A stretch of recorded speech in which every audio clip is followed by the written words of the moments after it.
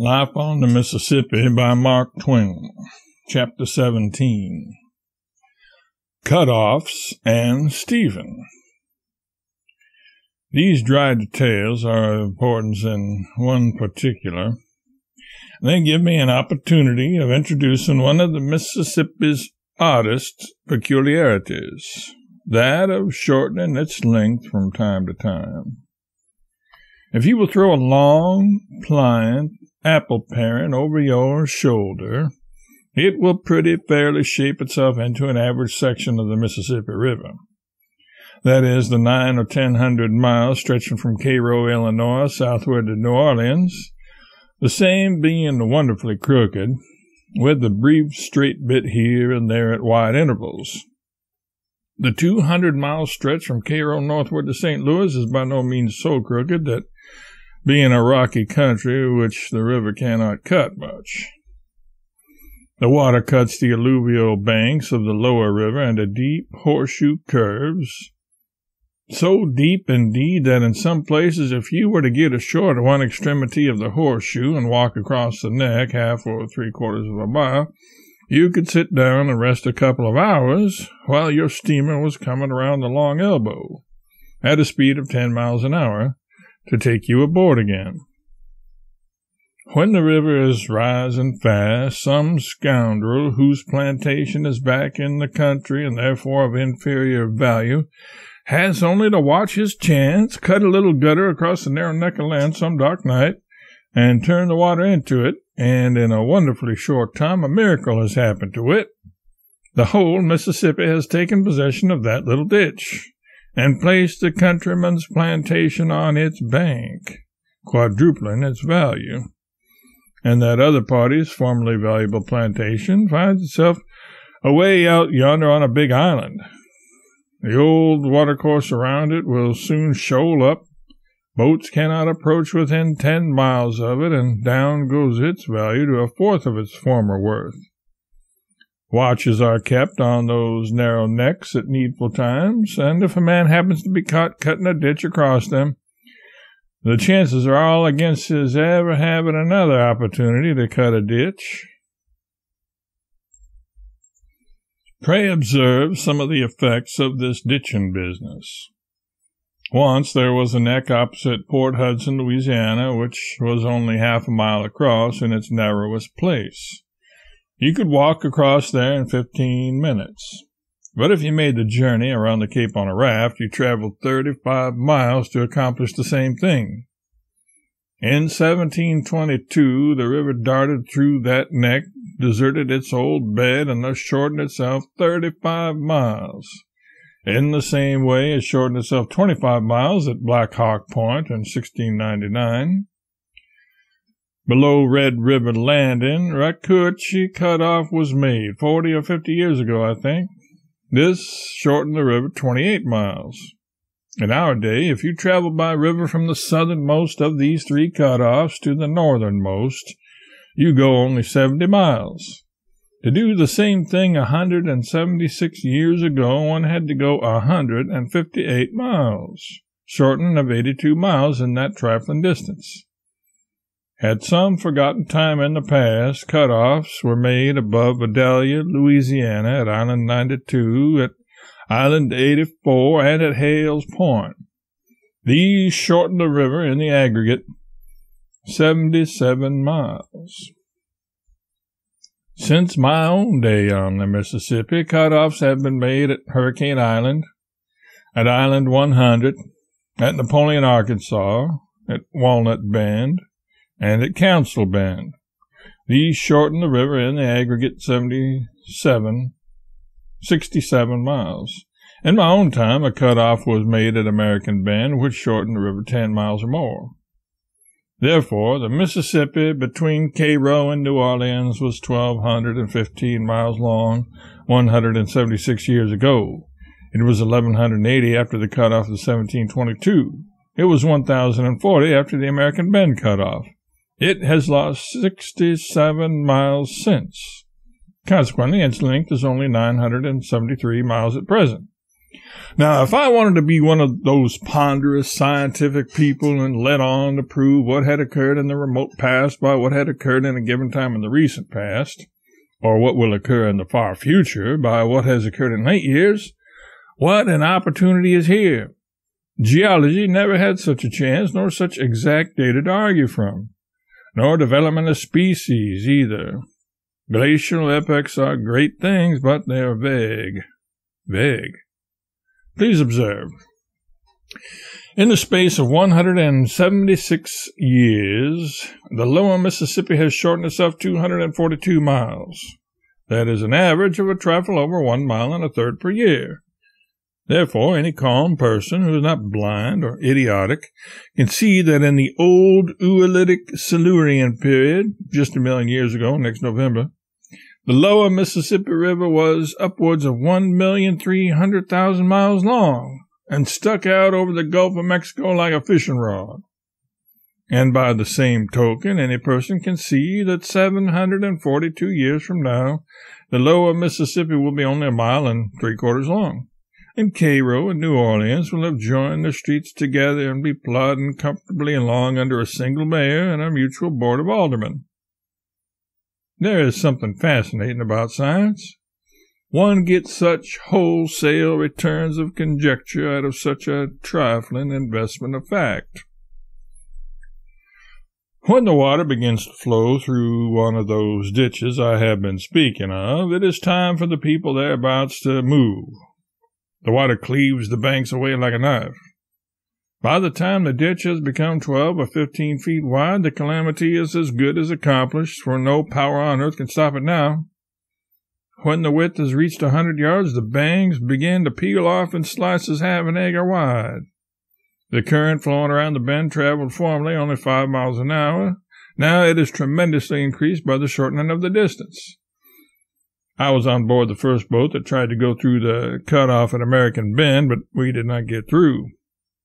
It was toward midnight, and a wild night it was. Thunder, lightning, and torrents of rain. It was estimated that the current in the cutoff was making about 15 or 20 miles an hour. 12 or 13 was the best our boat could do, even in tolerably slack water. Therefore, perhaps we were foolish to try the cutoff. However, Mr. Brown was ambitious, and he kept on trying. The eddy running up the bank under the point was about as swift as the current out in the middle, so we would go flying up the shore like a lightning express train, get on a big head of steam, and stand by for a surge when we struck the current that was whirling by the point. But all our preparations were useless. The instant the current hit us, it spun us around like a top. The water deluged the forecastle, and the boat careened so far over that one could hardly keep his feet. The next instant we were way down the river, clawing with might and main to keep out of the woods. We tried the experiment 4 times. I stood on the forecastle companionway to see. It was astonishing to observe how suddenly the boat would spin around and turn tail the moment she emerged from the eddy and the current struck her nose. The sound and concussion and the quivering would have been about the same as she had come full speed against the sandbank. Under the lightning flashes, one could see the plantation cabins and the goodly acres tumble into the river, and the crash they made was not a bad effort at thunder. Once, when we spun around, we only missed a house about 20 feet that had a light burning on the window, and in the same instant that house went overboard. Nobody could stay on our forecastle. The water swept across it in a torrent every time we plunged athwart the current. At the end of our 4th effort, we brought up in the woods 2 miles below the cutoff. All the country there was overflowed, of course. A day or 2 later, the cutoff was 3/4 of a mile wide, and boats passed up through it without much difficulty, and so saved 10 miles.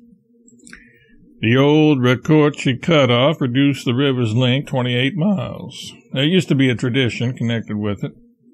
It was said that a boat came along there in the night and went around the enormous elbow the usual way, the pilots not knowing that the cutoff had been made. It was a grisly, hideous night, and all shapes were vague and distorted. The old bend had already begun to fill up, and the boat got to running away from mysterious reefs and occasionally hitting one. The perplexed pilots fell to swearing and finally uttered the entirely unnecessary wish that they might never get out of that place. As always happens in such cases, that particular prayer was answered and the others neglected. So, to this day, that phantom steamer is still butting around in that deserted river trying to find her way out. More than one grave watchman has sworn to me that on drizzly, dismal nights he has glanced fearfully down that forgotten river as he passed the head of the island and seen the faint glow of the spectre steamer's lights drifting through the distant gloom, and heard the muffled cough of her escape pipes and the plaintive cry of her leadsman. In the absence of further statistics, I beg to close this chapter with one more reminiscence of Stephen. Most of the captains and pilots held Stephen's note for borrowed sums ranging from $250 upward. Stephen never paid one of these notes, but he was very prompt and very zealous about renewing them every 12 months. Of course, there came a time at last when Stephen could no longer borrow of his ancient creditors, so he was obliged to lie in wait for new men who did not know him. Such a victim was good-hearted, simple-natured young Yates. I use a fictitious name, but the real name began as this one does with a Y. Young Yates graduated as a pilot, got a berth, and when the month was ended and he stepped up to the clerk's office and received his $250 in crisp new bills, Stephen was there. His silvery tongue began to wag, and in a very little while, Yates's $250 had changed hands. The fact was soon known at pilot headquarters, and the amusement and satisfaction of the old creditors were large and generous. But innocent Yates never suspected that Stephen's promise to pay promptly at the end of the week was a worthless one. Yates called for his money at the stipulated time. Stephen sweetened him up and put him off a week. He called in according to agreement and came away sugar-coated again, but suffering under another postponement. So the thing went on. Yates haunted Stephen week after week to no purpose, and at last gave it up. And then straightway Stephen began to haunt Yates. Wherever Yates appeared, there was the inevitable Stephen, and not only there, but beaming with affection and gushing with apologies for not being able to pay. By and by, whenever poor Yates saw him coming, he would turn and fly and drag his company with him, if he had company. But it was of no use. His debtor would run him down and corner him. Panting and red-faced, Stephen would come with outstretched hands and eager eyes, invade the conversation, shake both of Yates's arms loose in their sockets, and begin. "My, what a race I've had. I saw you didn't see me, and so I clapped on all steam for fear I'd miss you entirely.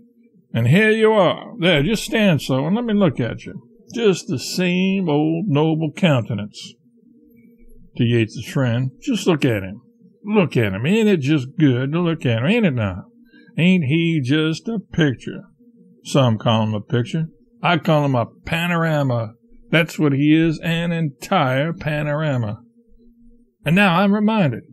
How I do wish I could have seen you an hour earlier. For 24 hours, I've been saving up that $250 for you. Been looking for you everywhere. I waited at the Planters from 6 yesterday evening till 2 o'clock this morning without rest or food. My wife says, 'Where have you been all night?' I said, 'This debt lies heavy on my mind.' She says, 'In all my days, I never saw a man take a debt to heart the way you do.' I said, 'It's my nature. How can I change it?'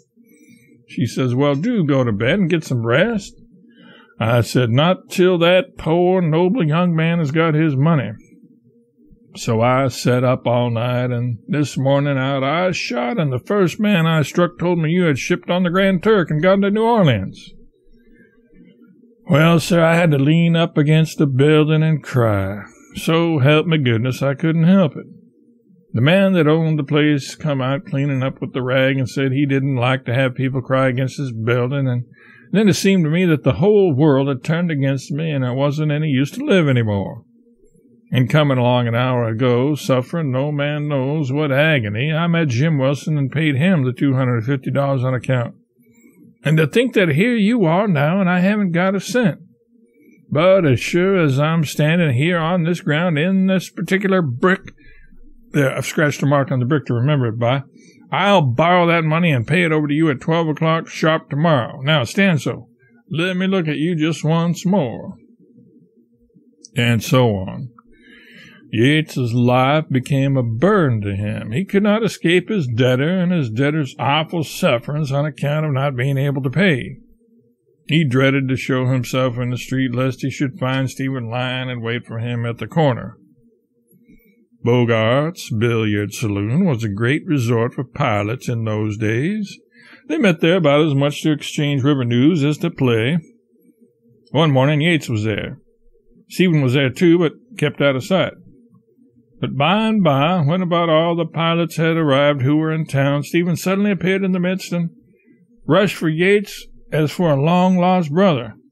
"Oh, I'm so glad to see you. Oh, my soul, the sight of you is such a comfort to my eyes. Gentlemen, I owe all of you money. Among you, I owe probably $40,000. I want to pay it. I intend to pay it, every last cent of it. You all know, without my telling you, what sorrow it has cost me to remain so long under such deep obligations to such patient and generous friends. But the sharpest pang I suffer, by far the sharpest, is from the debt I owe to this noble young man here. And I have come to this place this morning especially to make the announcement that I have at last found a method whereby I can pay off all my debts. And most especially I wanted him to be here when I announced it. Yes, my faithful friend, my benefactor, I've found the method. I've found the method to pay off all my debts, and you'll get your money." Hope dawned in Yates's eye.